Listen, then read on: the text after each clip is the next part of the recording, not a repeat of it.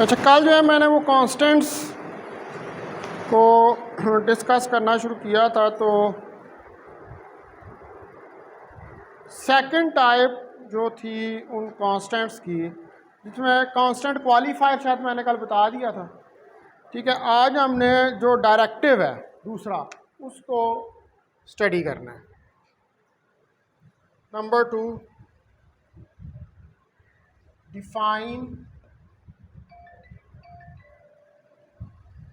Directive.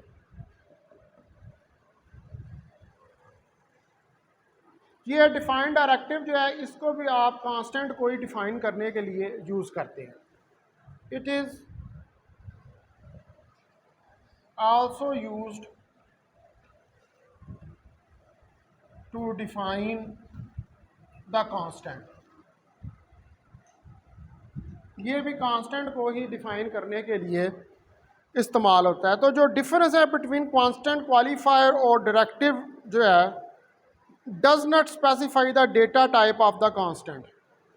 ये जो data type होती है कांस्टेंट की उसको स्पेसिफाई या डिस्क्राइब नहीं करता। डिफाइन डायरेक्टिव जो है वो स्टार्ट होता है किसी सिंबल से। ठीक है, जब आप डिफाइन डायरेक्टिव मतलब किसी सिंबल से कैसे स्टार्ट होगा, जैसे आप कह सकते हैं कि ये हैश इससे, और ये जो है ये किसी सेमी कॉलन के साथ टर्मिनेट भी नहीं होगा। यानी कि ये सिंबल जो है अगर इसके आगे अगर आप कुछ सेमी कॉलन जो है वो डाल दें तो वो इसको टर्मिनेट नहीं करेगा इस कांस्टेंट। तो जब आप इस कांस्टेंट को स्टार्ट करेंगे तो वो इस हैश से इसको स्टार्ट करेंगे इस सिंबल के साथ।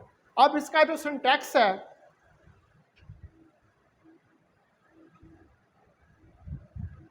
सिंटैक्स इसका आप देखें कि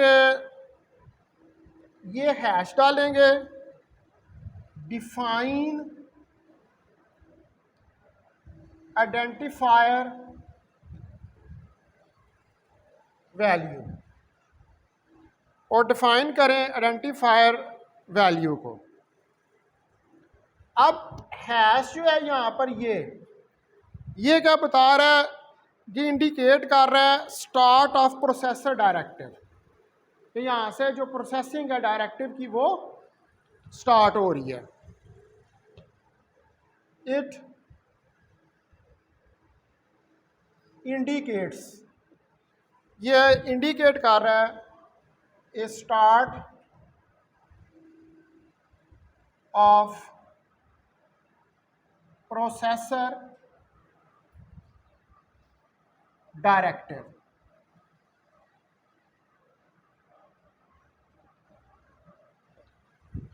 प्रोसेसर डायरेक्टिव को डिस्क्राइब कर रहा है इनिशियली कि कहाँ से ये डायरेक्टिव जो है स्टार्ट। अब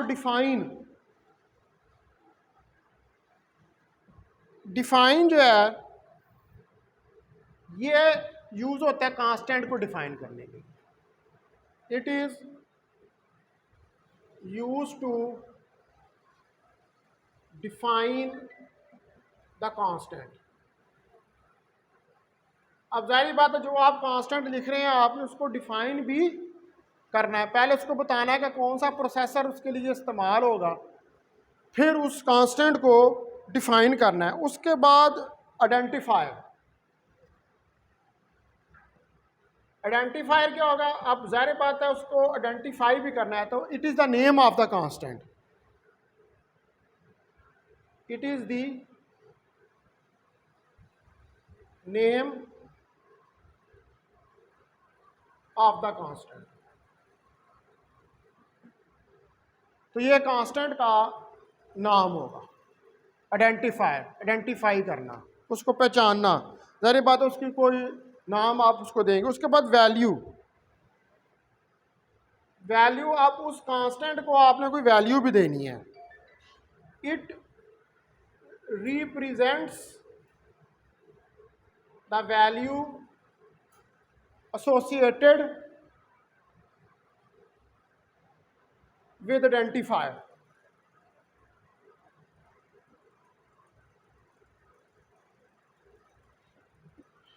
जो कि एसोसिएट होगी किसके साथ, आइडेंटिफायर के साथ। अब मिसाल इसकी आप देख लें, एग्जाम्पल जैसे हम कहते हैं, इसको लिखेंगे डिफाइन पाई 3.14।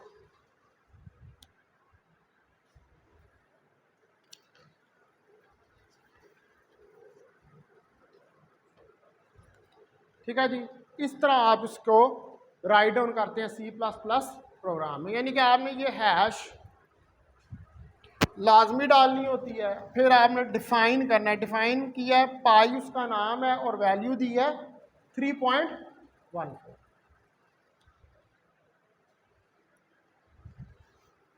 अब ये जो कांस्टेंट्स हम यूज़ करते हैं, ये इनको हमने देख लिया कि कौन कौन से कांस्टेंट्स जो हैं वो सी प्लस प्लस के अंदर यूज़ होते हैं। अब हमने नेक्स्ट पढ़ना है कि ऑपरेटर्स को।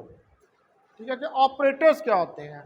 सी प्लस, जिस तरह क्वांटम मैकेनिक्स के अंदर ऑपरेटर्स होते हैं, इसी तरह सी प्लस प्लस में भी ऑपरेटर्स होते हैं।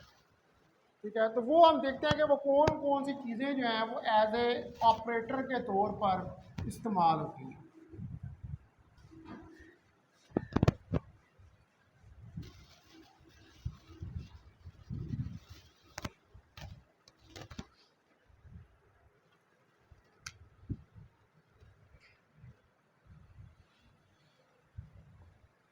ऑपरेटर्स, ऑपरेटर जो हैं ये सिंबल्स होते हैं जो यूज़ किए जाते हैं कुछ ऑपरेशंस को परफॉर्म करने के लिए ऑन डेटा, किसी डेटा के ऊपर। तो सी प्लस प्लस जो है ये प्रोवाइड करती है वैरायटी ऑफ ऑपरेटर्स, जिसमें आपके पास अर्थमेटिक ऑपरेटर्स भी होते हैं, रैशनल ऑपरेटर्स भी होते हैं, लॉजिकल ऑपरेटर्स भी होते हैं और बिट वाइज ऑपरेटर भी होते हैं। ये सारे ऑपरेटर्स जो हैं सर्टन ऑपरेशंस को परफॉर्म करने के लिए सी प्लस प्लस के अंदर जो है वो इस्तेमाल होते हैं। ठीक है, तो operators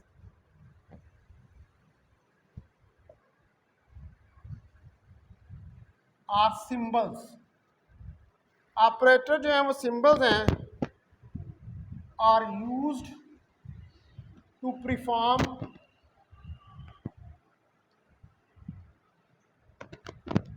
certain operation on data. ठीक है, अब इनकी they have different types in C plus plus. इनकी डिफरेंट टाइप्स होती हैं सी प्लस प्लस में। मिसाल के तौर पर नंबर 1 के ऊपर अर्थमेटिक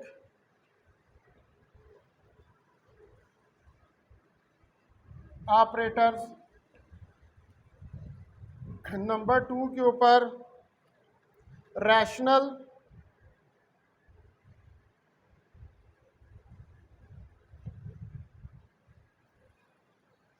ऑपरेटर्स,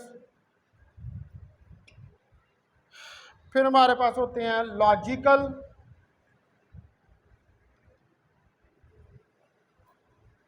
ऑपरेटर्स और bit wise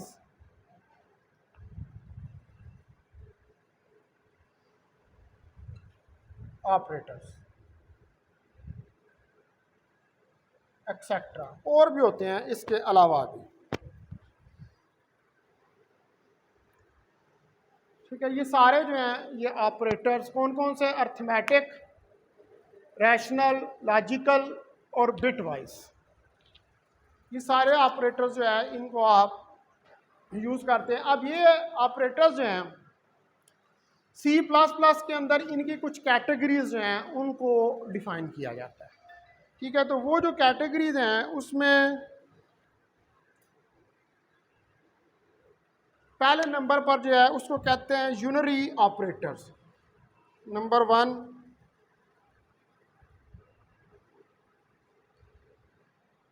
unary operators.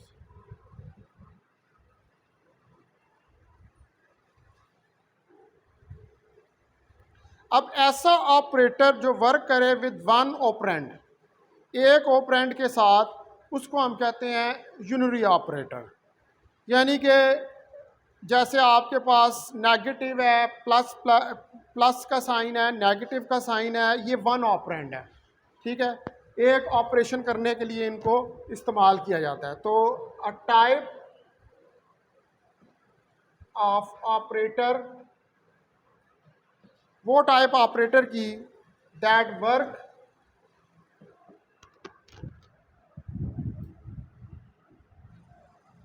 With one operand, एक ऑपरेंड के साथ वर्क करे, इज नोन एज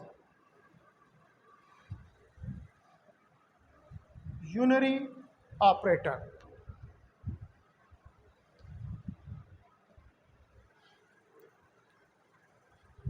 मिसाल के तौर पे negative plus plus, negative negative, ये कुछ मिसालें हैं।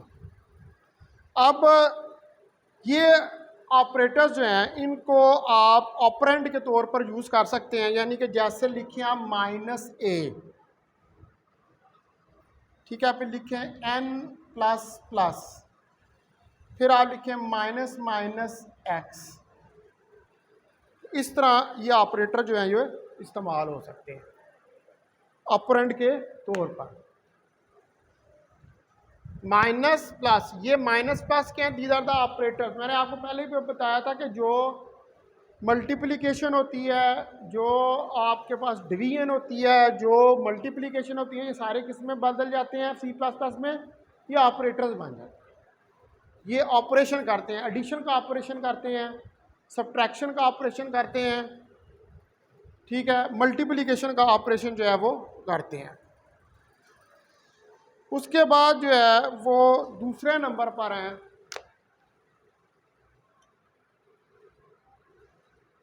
Binary operators.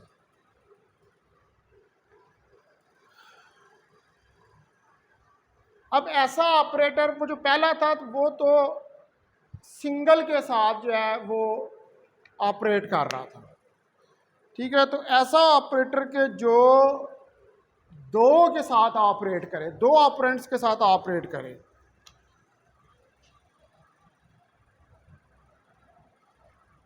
A type of operator, ऐसा operator that operates with two operands is known as binary operator। ये इसको यूनिटरी लिखना था, इसको यूनिटरी लिखे, ये यूनरी मैंने लिख दिया, यूनिटरी। इसकी डेफिनेशन मैंने कहाँ पर लिखी है,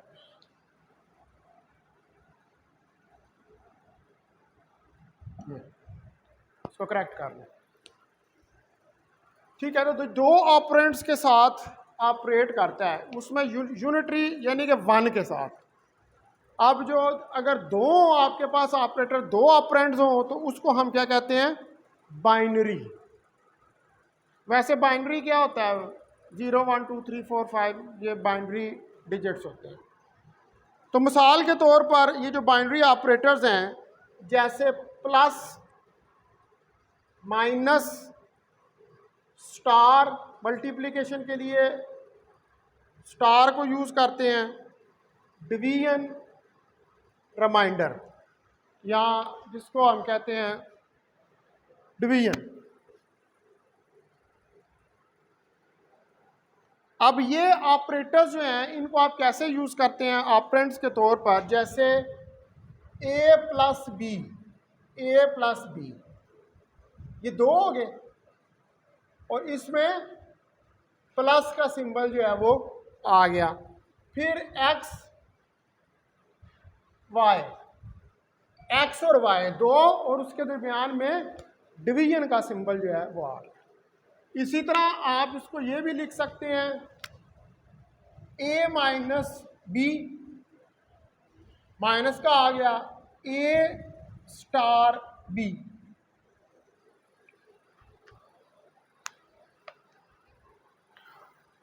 ठीक है जी, तो इनको क्या कहते हैं, बाइनरी, दो ऑपरेंट्स। वहां पर क्या था, सिंगल ऑपरेंट था, ए एन एक्स। इधर कितने हैं, दो हैं, A B X Y, A minus B, A star. तो इनको आप बाइनरी ऑपरेटर जो है उनका। अच्छा, उसके बाद तीसरे नंबर पर आते हैं हमारे पास अर्थमेटिक ऑपरेटर्स।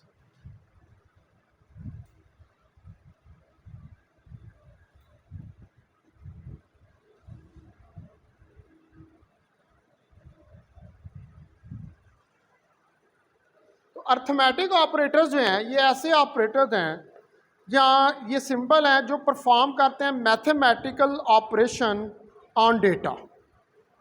कोई मैथमेटिकल ऑपरेशन आपने डेटा के ऊपर करना हो तो वहाँ पर हम अर्थमेटिक ऑपरेटर्स जो हैं उनको इस्तेमाल करते हैं।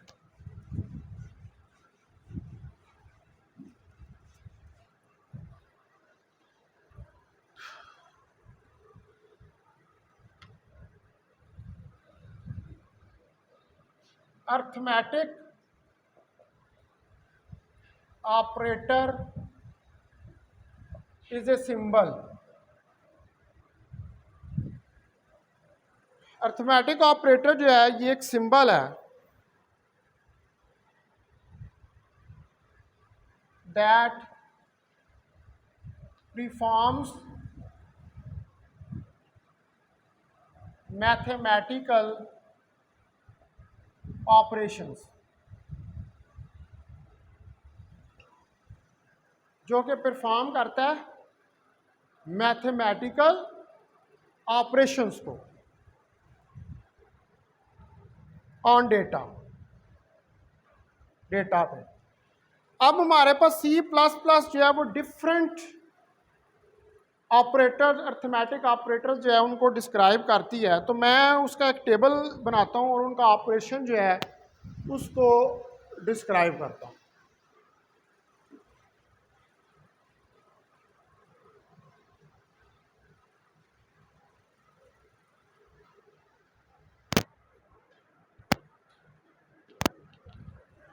तो टेबल कुछ इस तरह होगा कि हम पहले ऑपरेशन लिखेंगे, सिंबल लिखेंगे और उसकी डिस्क्रिप्शन जो है वो दे देंगे। ठीक है, इस तरफ आ जाएगा ऑपरेशन, इधर आ जाएगा सिंबल, और इसको मिटा दें, बल्कि इसमें थोड़ा सा गैप दे दें। इधर आ जाएगी डिस्क्रिप्शन, इधर आ जाएगा सिंबल और इधर आ जाएगी डिस्क्रिप्शन।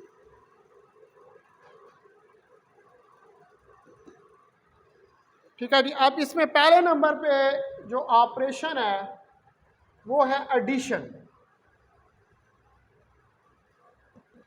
एडिशन के लिए सिंबल यूज होगा प्लस, ऐड टू वैल्यूज। इसका क्या ऑपरेशन है, दो वैल्यूज को ऐड कर देगा, ऐड टू वैल्यूज। तो प्लस का साइन एक ऑपरेटर के, अर्थमेटिक ऑपरेटर के तौर पर यूज होता है C++ में, जिसके अंदर दो वैल्यूज को ऐड जो है वो कर दिया जाता है। उसके बाद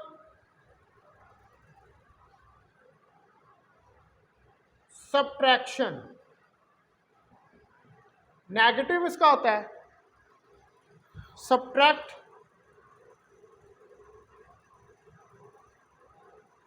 वन वैल्यू फ्रॉम अदर। एक वैल्यू को दूसरी वैल्यू में से सब्ट्रैक्ट कर। उसके बाद मल्टीप्लिकेशन,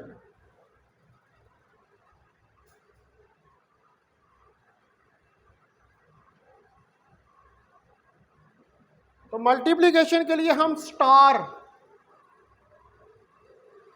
का सिंबल यूज करते हैं। वो क्रॉस वाला सिंबल ही C++ में यूज होता है, वो करोगे वो नहीं मल्टीप्लाई करेगा। स्टार को यूज करोगे तो मल्टीप्लाई करेगा। मल्टीप्लाई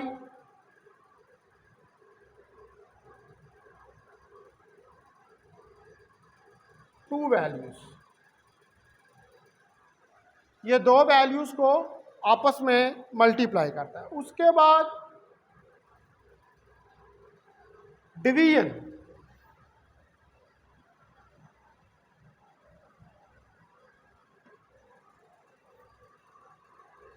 ये क्या करता है, डिवाइड टू वैल्यूज, दो वैल्यूज को डिवाइड कर देता है। उसके बाद मॉडुलस, जिसको कि हम रिमाइंडर भी कहते हैं,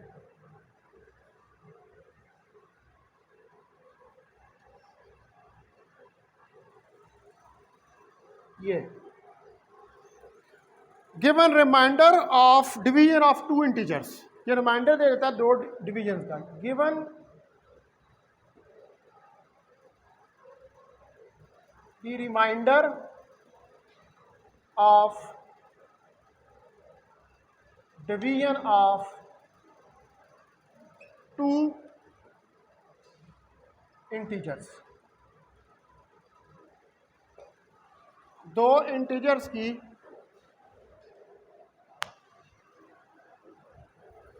डिवीजन का रिमाइंडर जो है वो दे देता है। अब जितने भी ये अर्थमेटिक ऑपरेटर्स होते हैं ये न्यूमेरिक वैल्यूज के साथ वर्क करते हैं, ठीक है। मिसाल के तौर पर अगर हमारे पास दो वेरिएबल्स हैं ए और बी, ए को मैं कह देता हूं कि ये बराबर है 10 के और बी बराबर है 5 के, तो आप कैसे अर्थमेटिक ऑपरेटर्स इसको यूज करेंगे? आप देखें कि a प्लस बी बराबर होगा 15 के, a माइनस बी बराबर होगा 5 के, a स्टार बी बराबर होगा 50 के, a डिवीजन बी बराबर होगा 2 के, और a रिमाइंडर बी बराबर होगा 0।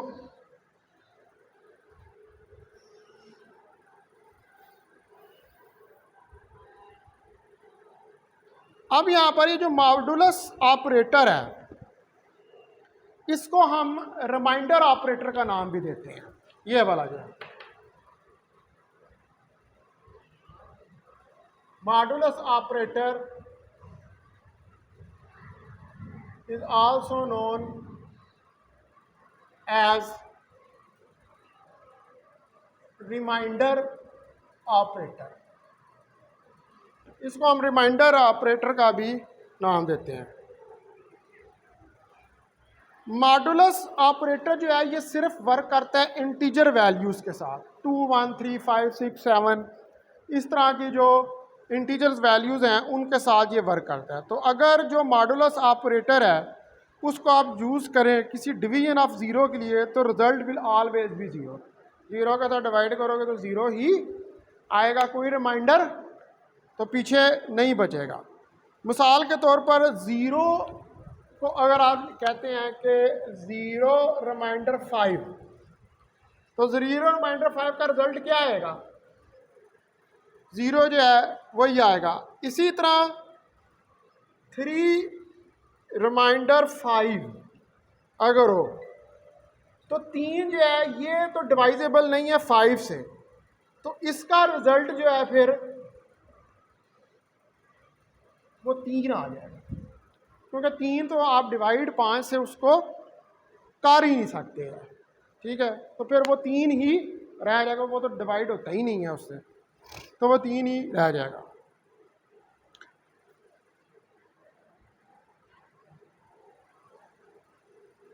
अच्छा, उसके बाद जो है इसमें मैंने ये डिवीजन ऑपरेटर भी लिखा था, तो जो डिवीजन ऑपरेटर होता है इसकी कुछ और ऑपरेटर जो हैं उससे मैनिपुलेट इसको किया जाता है। तो रिज़ल्ट ऑफ डिवीजन ऑपरेटर जो होता है वो भी हमेशा इंटीजर होता है अगर डिवाइज़र और डिवाइडेबल इंटीजर हो। ठीक है, मसलन 2/2, 1/2, 3/2, 4/2 इस तरह की वैल्यूज़ हों। और इसी तरह आप जो फ्लोटिंग पॉइंट नंबर है इसको भी यूज़ कर सकते हैं to get the result of a division operation. Division operation floating point का मतलब होता है कि जिसमें डेसिमल आ रहा। आप डेसिमल की भी तो डिवीजन कर सकते हैं ना। मिसाल के तौर पर 2.5 को डिवाइड कर दें 1.5 से, 2 को डिवाइड कर दें 2.5 से, तो ये क्या है, फ्लोटिंग पॉइंट्स। जो डेसिमल की फॉर्म में होते हैं वो कौन से पॉइंट्स होते हैं, वो फ्लोटिंग होते हैं। जो डेसिमल की फॉर्म में नहीं होते वो क्या होते हैं, वो इंटीजर्स होते हैं। ठीक है, तो अब नेक्स्ट जो है मैं फिर वो आगे असाइनमेंट, स्टेटमेंट और ये वाली चीज़ें जो हैं उनको डिस्कस करूँगा। ठीक है, इसको मैं लेक्चर को यहाँ पर रोकता हूँ कि स्टेटमेंट्स जो है वो किस तरह आप देते हैं।